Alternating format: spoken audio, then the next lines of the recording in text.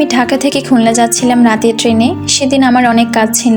রাত 10টায় ট্রেনে উঠতে উঠতে মাথা ধরেছিল। ট্রেনে কামরায় পৌঁছে দেখি আমার সিটের পাশে একটা পাতলা কাশ্মীরি শাল রাখা, আর নিচে একটা পুরনো বাদামি রঙের ডায়েরি। আমি ভেবেছিলাম হয়তো সাথের যাত্রীর, কিন্তু আশ্চর্য, পুরো কামরায় তখন মাত্র 2জন যাত্রী ছিল। আমি তাদের জিজ্ঞেস করলাম, ভাই এটা কার ডায়েরি? কেউ চিনলই না। ট্রেন ছাড়লো, আমি ডায়েরিটা হাতে নিলাম। প্রথম পাতায় লেখা, আমার নাম আরিফ। যদি এই ডায়েরি কেউ খুঁজে পান দয়া করে আমার পরিবারের সাথে যোগাযোগ করুন। কিন্তু পরিবারের ঠিকানাটা ছিল না, শুধু নম্বর, তাও অর্ধেকই কালচে, পড়া যায় না। ডায়েরির পাতাগুলো উল্টোতে উল্টোতে দেখলাম একজন চুপচাপ সংবেদনশীল মানুষের নিজের সাথে লড়াই, নিজের স্বপ্ন বাঁচিয়ে রাখার গল্প। তার পড়ে মনে হচ্ছিল লেখকটা হয়তো খুব একা মানুষ ছিল, থাকতো খুলনা শহরে।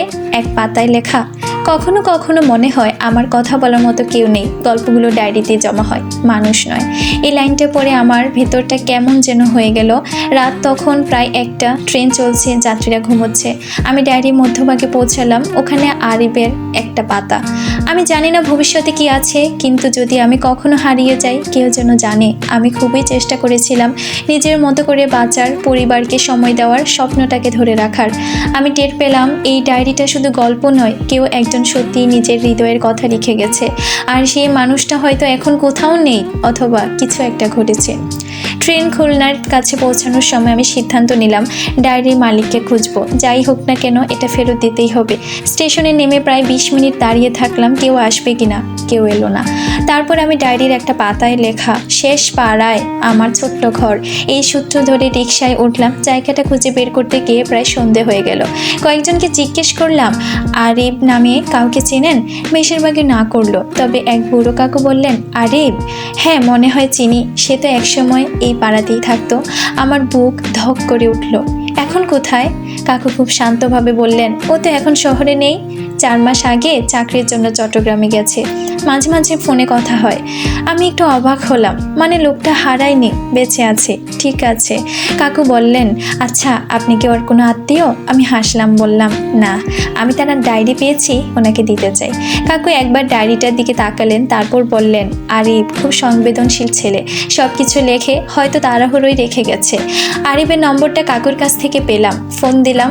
কয়েক সেকেন্ড পর অপর প্রান্ত থেকে এক শান্ত ক্লান্ত কণ্ঠ ভেসে এলো, হ্যালো, কে? আমি বললাম, আরিফ ভাই, আমি আপনার ডায়েরি পেয়েছি। সেই মুহূর্তে ফোনের ওপাশ থেকে কয়েক সেকেন্ড একদম নীরবতা। তারপর খুব নিচু গলায় বলল, আপনি কোথায় এটা পেলেন? আমি সব বললাম।